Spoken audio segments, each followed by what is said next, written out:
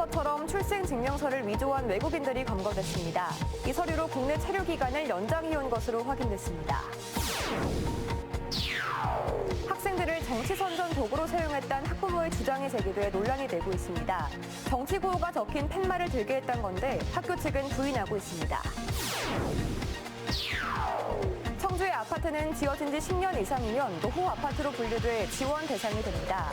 문제는 전체의 80%가 이에 해당한다는 건데 선택과 집중이 필요하다는 목소리가 나오고 있습니다. 2023 동행축제가 전통시장과 상점가에서 오늘 시작됐습니다. 온 오프라인에서 이달 말까지 다양한 경품 행사와 할인 이벤트가 열립니다. 여러분 안녕하십니까. CJB 8시 뉴스 시작합니다. 치료 방법이 없어 과수 에이즈라 불리는 과수 화상병이 올해도 또다시 발생했습니다. 충주의 사과밭 두 곳에서 나온 건데 전국에서 첫 확진 사례가 나타나면서 방제 당국이 긴장하고 있습니다. 박원 기자입니다. 너른 사과밭에 출입금지 통제선이 설치됐습니다. 바로 옆에서는 방제복을 입은 작업자가 나무를 베어냅니다. 이 사과밭에서 과수화상병이 발생했기 때문인데요. 농가의 의심 신고로 검사가 이뤄졌고 최종 확진 판정을 받았습니다. 홍로와 후지 등 10년 넘게 애지중지 키운 사과나무 440여 그루를 한순간에 잃게 생겼습니다. 가지가 마르고 이런 현상이 있으니까 신고를 한 거예요. 참담하죠. 충주의 또 다른 농가도 마찬가지입니다. 나뭇잎이 말라가는 증상이 보여 신고했고 결국 확진 판정을 받았습니다. 급한 대로 병든 가지부터 제거하고 30년 된 사과나무 180여 그루는 이틀 안에 매몰할 예정입니다. 과수화상병은 주로 이맘때쯤 발생합니다. 치료제가 없어 예방만이 답인데 방제당국은 우선 주변 2km 이내에 추가 감염 농가가 없는지 긴급 파악에 나섰습니다. 일단 해마다 5월 상순경부터 화상병이 많이 발생을 하게 되는데요. 현 시점부터는 일단 최대한 빨리 발견하고 제거하는 게 우선입니다. 그래서 이제 농작업자분들은 현장에서 작업하시다가 의심 증상이 발생되시면 저희 농업기술센터에 바로 신고를 해주시고. 지난해 충북에서는 과수화상병으로 103곳, 40헥타르에 가까운 과수원이 매몰됐습니다. 올해도 과수화상병이 나타나면서 방제당국은 위기관리 단계를 관심에서 주의로 한 단계 격상했습니다. CJB 박원입니다. 도내 한 고등학교에서 학생들을 정치 선전의 도구로 사용했다는 학부모 주장이 제기됐습니다. 체험학습차 갔던 영화 관람회에서 정치 선전 구호가 적힌 팻말을 들게 했다는 건데 학교 측은 논란을 부인하고 있습니다. 진기훈 기자입니다. 지난달 26일 영화 다음 소희의 특별 상영회가 있었던 진천군의 한 영화관. 영화 시작 전 모 농민단체 회원들이 현 정부를 비판하는 피켓 시위를 벌였습니다. 이 자리에는 도내 한 고등학교 학생 20명이 인솔교원 5명과 체험학습으로 관람을 왔는데 단체 회원들이 학생과 교원들에게 종이 팻말을 나눠주며 함께 들어줄 것을 요청했습니다. 이 자리에 참석했던 한 학생의 학부모는 학교가 학생들을 정치 선전의 도구로 이용했다며 문제를 제기했습니다. 인솔교원들이 학생들이 정치 행위에 노출되는 걸 막지 않았고 시위에 동참하도록 위력을 행사했다는 겁니다. 아이들의 정상적인 수업 교과 시간에 특정 정치 집단의 정치 선동에 아이들을 선전 도구로 내몰고 종이 피켓을 들려주면서 교사가 위력을 행사하는 게 정상적인 교육, 정상적인 가르침입니까? 또 해당 학교의 평소 수업이나 동아리 모임에서도 일부 교원이 정치 중립 의무를 어긴 발언을 했다는 주장도 제기했습니다. 이에 대해 해당 학교 측은 상영회에서 농민단체의 정치 행위가 예정됐다는 걸 모른 채 체험학습을 시행했고 인솔교원들이 학생들에게 시위 참여를 강요하지 않았다는 입장입니다. 다만 정치 참여권이 있는 고등학교 2, 3학년 학생들이었던 만큼 정치 행위에 대한 노출을 차단했어야 했다는 주장에는 논란의 여지가 있다고 반박했습니다. 병행시킨 다음에 끝나고 들어가게 하는 시기 옳다고 생각하는 분도 있겠지만 그런 상황에서 아이들의 선택을 존중해 주는 것도 극적으로 이해가 옳다고 생각하는 사람들이 있을 수 있다는 생각. 해당 학부모는 정치 중립 의무 위반 등의 혐의로 해당 학교 교원 5명을 충북경찰청에 고발했습니다. 충북교육청은 사안 조사를 위해 감사부서에 해당 교사들에 대한 정식 감사를 요청했습니다. CJB 진기훈입니다. 출생 증명서를 위조해 불법 입국한 외국인들이 무더기로 경찰에 검거됐습니다. 재외 동포들의 경우 체류 기간이나 취업 범위 면에서 유리한데 이들은 이를 악용해 고려인의 후손인 것처럼 서류를 위조한 것으로 조사됐습니다. 이태영 기자입니다. 경찰이 우즈베키스탄 국적의 브로커 A씨 집안에 들이닥치자 집안에서 출생증명서가 여러 장 발견됩니다. 출생증명서에는 어머니의 출생지가 대한민국으로 나와 있지만 모두 위조된 출생증명서들입니다. H2나 F4는 대한민국 국적을 보유한 직계 존속이 있으면 부여되는 비자와 체류 자격으로 특히 F4의 경우 체류 기간을 무기한 연장할 수 있고 전문직에 종사하거나 영주권을 신청할 수도 있습니다. 때문에 우즈베키스탄 국적의 외국인들은 A씨 등 브로커들을 통해 고려인의 후손인 것처럼 출생증명서를 위조한 뒤 국내에 들어와 지속해서 위조한 출생증명서를 통해 체류 기간을 연장해 온 것으로 확인됐습니다. 우즈벡 현지에서 출생증명서는 수기로 다 작성을 하는데 그 현지 총책들이 그 수기로 작성하는 그 모친의 민족 부분에 코리안이라고 이렇게 위조를 해서 이렇게 작성한 것입니다. 관련 첩보를 입수한 경찰은 지난 5년 동안 H2 비자로 입국한 2만 3천여 명의 입국자 명단을 확인한 뒤 출생증명서를 위조하거나 알선한 27명을 위계에 의한 공무집행방해와 출입국관리법 위반 혐의로 입건했습니다. 이들 중 A씨 등 브로커 3명은 3,000달러에서 많게는 1만 달러의 수수료를 받은 뒤 증명서를 위조한 것으로 조사됐습니다. 우즈베키스탄보다 저희 한국이 임금 같은 게 상대적으로 훨씬 높다 보니까 이런 불법을 감수하고 입국한 것으로 이렇게 판단됩니다. 경찰은 우즈베키스탄 현지에 체류하고 있는 총책에 대해 인터폴의 적색 수배를 요청하는 한편 불법 입국자에 대한 수사를 확대할 방침입니다. 또 비자 발급 절차의 개선을 위해 이번 불법 입국 사례를 관계기관에 통보했습니다. CJB 이태현입니다. 청주 지역 아파트의 80% 이상이 노후됐다면 믿으시겠습니까?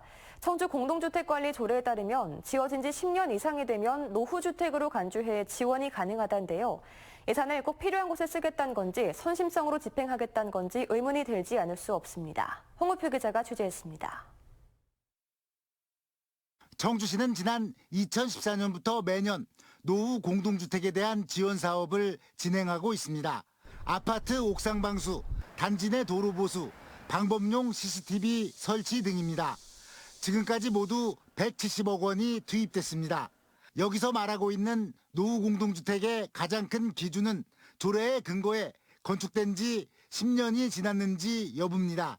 이 기준에 따르면 청주 지역 645개 아파트 단지 가운데 543개 단지가 낡았다는 얘기로 황당한 지원 기준인 셈입니다. 정치 자체를 이제 저희가 어느 정도 검토해봤는데 대부분 이제 10년이 기준이 됐더라고요.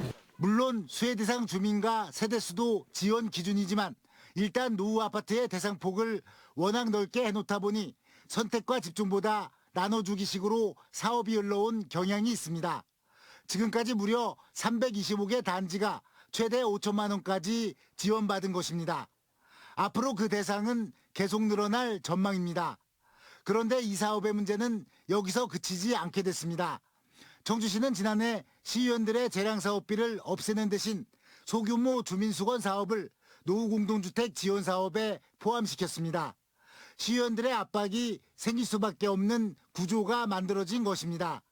이 때문에 청주시는 올해 확보한 22억 원의 이해 추경 예산을 통해 9억 원가량을 보태는 방안을 찾고 있지만 선심성 예산을 계속 증액하는데 부담이 따를 수밖에 없습니다. 소규모 주민수건 사업이라는 게 폐지가 되니까 노후 공동주택 사업으로 편입을 해서 그 예산을 편성을 하다 보니 그 산정 자체가 기준이 달랐어요. 그 과정에서 힘들었습니다. 이 때문에 현행 10년 이상인 노후 공동주택 기준을 대폭 강화하고 장기 수선 중단금 같은 대비책이 있는 아파트의 경우 아예 지원 대상에서 제외하는 개선책을 마련해야 한다는 목소리가 높아지고 있습니다. CJB 홍우표입니다. 충북 시민사회단체 연대회의는 오늘 청주 임시청사에서 기자회견을 갖고 옛 본관동의 상세한 보존 계획을 밝히라고 요구했습니다. 이들은 문화재청과의 협약 내용에 따라 철거와 보존 계획이 진행되고 있는지 검증이 필요하다고 주장했습니다. 이에 대해 청주시는 떼어놓은 건축물의 일부를 안전상의 이유로 옆으로 이동시켜 보존하고 있다며 어느 곳에 어떤 방식으로 보존할 것인가는 설계 공모를 거쳐 최종 결정할 것이라고 밝혔습니다. 소비 촉진을 위한 2023 동행축제가 오늘 전국의 전통시장과 상점가에서 시작됐는데요. 충청북도는 개막 행사를 갖고 이달 말까지 경품 행사와 할인 이벤트에 돌입했습니다. 장원석 기자입니다. 전통시장에서 상품을 구입한 소비자들이 경품이 걸린 룰렛판 돌리기에 한창입니다. 오랜만에 가족과 함께 장을 보면서 당첨의 기쁨도 누립니다. 엄마랑 같이 시장 구경 나왔다가 생각지도 못했던 행운을 얻었네요. 앞으로도 이런 행사 많이 해주셨으면 감사하겠습니다. 청주 육거리 종합시장 등 도내 8곳의 전통시장에서 경품과 할인 이벤트를 진행하는 5월 봄빛 동행축제의 막이 올랐습니다. 복권 이벤트와 동요 콘서트, 삐에로 공연 등 지역마다 특색 있는 프로그램으로 꾸며집니다.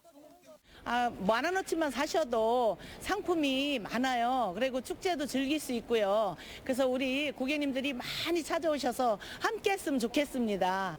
도내 중소기업 제품들의 반값 할인 행사도 열렸습니다. 증평 인삼과 영동 와인 등 각 지역을 대표하는 제품들이 가정의 달 특판 행사 푯말을 내걸고 가지런히 진열대에 올랐습니다. 도내 11개 시구는 5월 한 달간 지역화폐 충전액과 인센티브를 최고 70만 원, 15%까지 늘렸습니다. 착한 가격 업소에서는 이용 고객 할인권 지급과 함께 SNS 홍보 시 편의점과 음료 쿠폰을 제공합니다. 온 오프라인의 다양한 채널을 통해 동행축제 행사를 내실 있게 추진하여 지역 경제가 활력을 되찾는 계기를 마련할 수 있도록 최선을 다하겠습니다.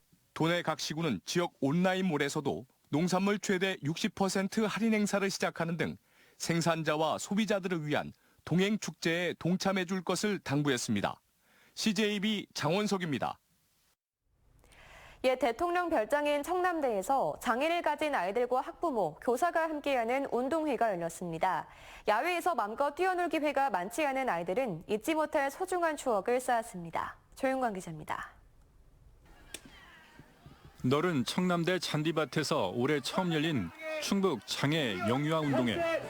아이들이 엄마, 아빠, 선생님과 함께 풍선을 불어 기다란 비닐봉지에 넣습니다. 풍선 봉지를 앞뒤로 빨리 전달한 팀에서 박수와 환호가 터집니다. 그렇지! 홀수와 짝수를 선택해 갈라선 아이들. 대형 주사위를 던져 나온 숫자를 맞춘 마지막 팀에게 푸짐한 경품이 주어집니다. 이어진 댄스 타임. 경쾌한 음악에 맞춰 잔디 위를 구르고 덩실덩실 어깨춤을 춥니다. 오늘은 내가 대한민국 대표 춤꾼입니다. 친구들이랑 같이 놀아서 좋아요. 잘 들어주세요. 최고예요. 재밌어요. 재밌어요. 선물 주세요. 선물 주세요. 청명한 하늘 아래 푸른 잔디 위를 마음껏 뛰어노는 아이들에게 이 순간은 너무나 소중합니다. 지적도 있고 자폐도 있고 또 이제 몸이 불편한 아이들도 있어요. 근데 그런 아이들이 다 같이 함께 함으로 인해서 뭐 정보 교환도 할 수 있고 아이들이 이제 마음껏 뛰어놀 수 있는 장애를 가진 아이들의 안전한 운동회를 위해 충북 육아 종합지원센터 등 도내 4개 단체가 자원봉사에 나섰고 지역의 마트, 여행사, 식품업체 등은 도시락과 아이들에게 줄 경품을 준비했습니다. 운동회에 참여하면서 그 안에서 이루어지는 아이들의 놀이, 그다음에 신체 활동, 그다음에 부모와의 추억 이런 경험들이 굉장히 소중하게 자리 잡힐 것 같아요. 아이나 기르기 좋은 1등도를 선언한 충청북도는 내년에는 예산을 늘려 조금 더 즐겁고 풍성한 청남대 운동회를 다시 열겠다고 약속했습니다. CJB 조윤광입니다.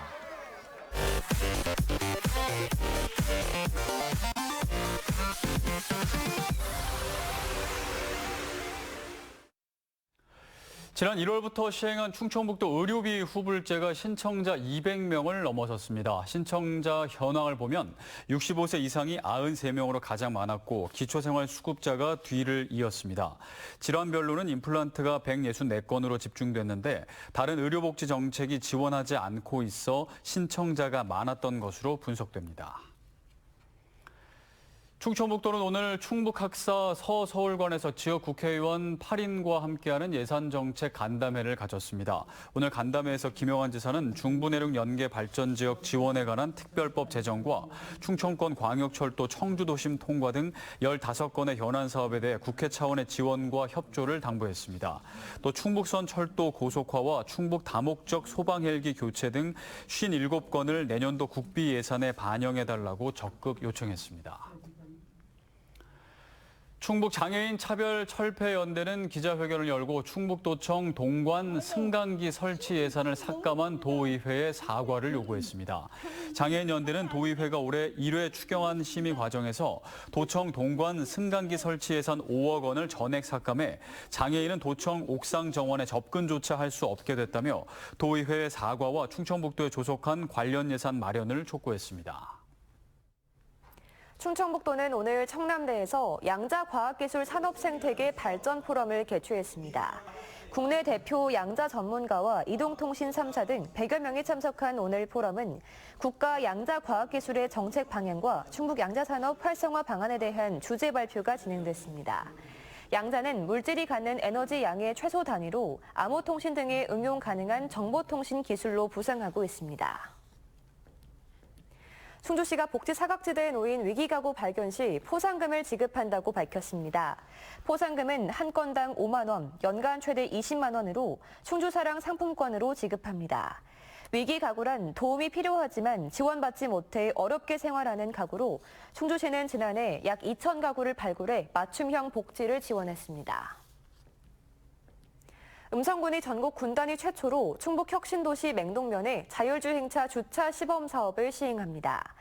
음성군은 행정안전부가 주관한 주소 기반 자율주행차 주차 시범 사업에 선정돼 국비 1억 7천만 원을 확보했다고 밝혔습니다. 이에 따라 맹동혁신국민체육센터와 공영주차장 231면에 위치 정보를 부여하고 운전자가 자율주행차에서 내리면 차량이 스스로 빈 공간에 주차하는 시스템을 갖추게 됩니다. 충청북도와 청주시 주식회사 이녹스 첨단 소재는 청주 오창 테크노폴리스에 2차 전지 제조 공장을 신설하는 투자 협약을 체결했습니다. 이번 협약으로 이녹스 첨단 소재는 2,500억 원 규모의 2차 전지 소재 수산화 리튬 제조 공장을 신설하고 200명 이상의 신규 일자리를 창출할 예정입니다. 충북은 현재 2차 전지 생산액과 수출 비중이 전국 1위를 기록하고 있습니다.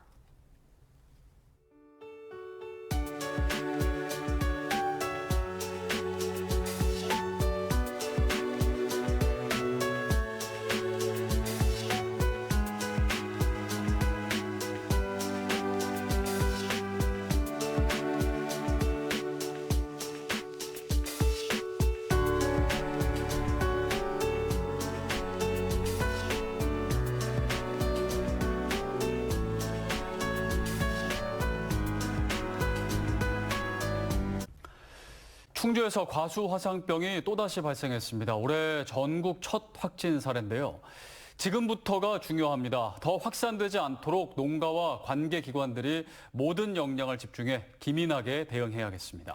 CJB 8시 뉴스를 모두 마칩니다. 함께해 주신 여러분 고맙습니다.